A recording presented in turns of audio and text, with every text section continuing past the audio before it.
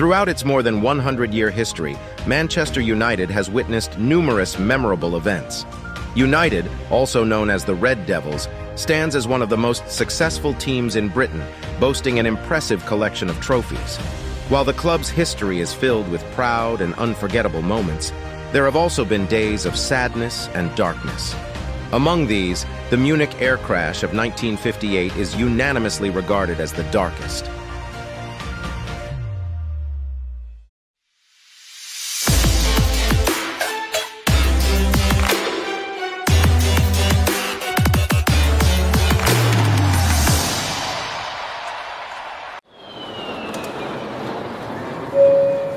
On the afternoon of February 6, 1958, British European Airways, BEA flight number 609, made its third attempt to take off from Munich airport.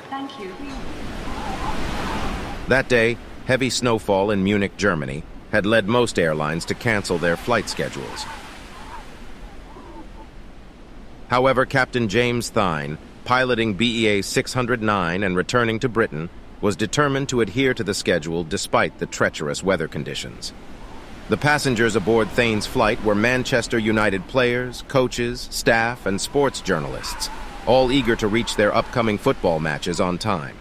At the time, Manchester United's players were known as Busby's Babes, constituting one of the most talented youth groups in the club's history.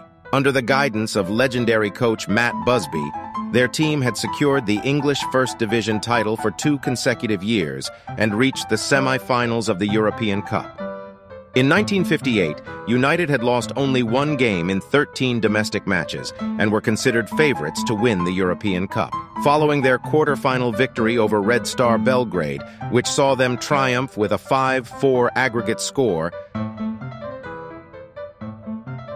the United players returned from Belgrade and made a refueling stop in Germany. Ideally, their flight should have arrived in Munich earlier, but a delay of an hour occurred when player Johnny Berry misplaced his passport. By the time they landed in Munich, heavy snowfall had prompted many airlines to cancel their flights. Captain James Thane decided to fly despite the bad weather and had to abandon the first attempt because the engine sounded odd while accelerating.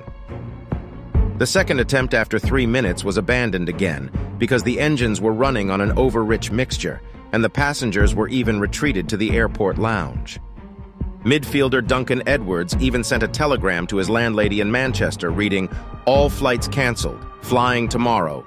At that time, James Thane asked the passengers to get back on the plane to try again, according to the station engineer's advice. A few of the players were not confident flyers, particularly Billy Whelan, who said, "This may be death, but I'm ready." This time, James Thane was able to reach the runway holding point, where they received clearance to line up ready for takeoff.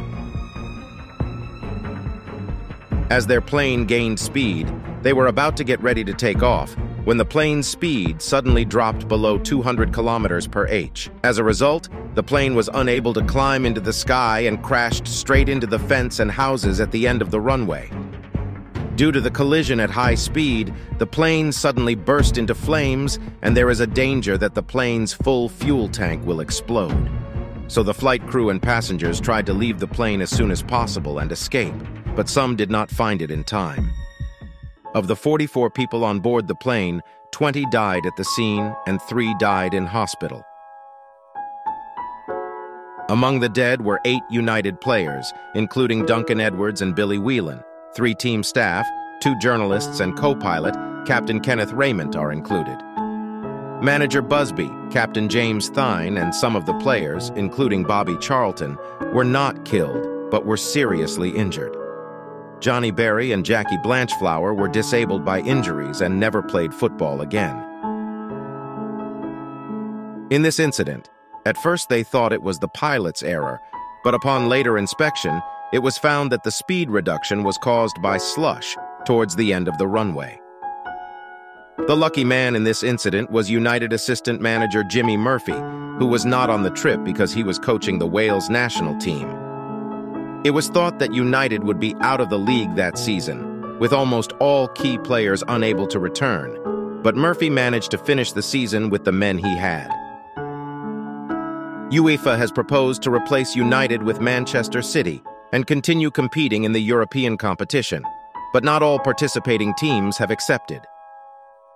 When United competed in the European Cup semi-finals with most of the reserve players, they lost to AC Milan, 5-2 aggregate. Their team desperately needed new players to fill their roster, and even their main rival, Liverpool, offered to loan 5 players.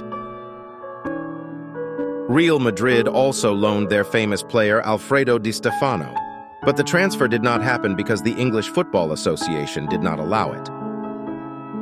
That season, United managed just one more win, but ended the season in 9th place and even reached the FA Cup final. When Matt Busby returned from his injuries, he rebuilt the second generation of Busby's babes. That group, which included George Best and Dennis Law, was able to regain the trophies and also captured the European Cup 10 years after the Munich incident. That's why United fans are still proud to say that their team is like a phoenix that can rise from the ashes.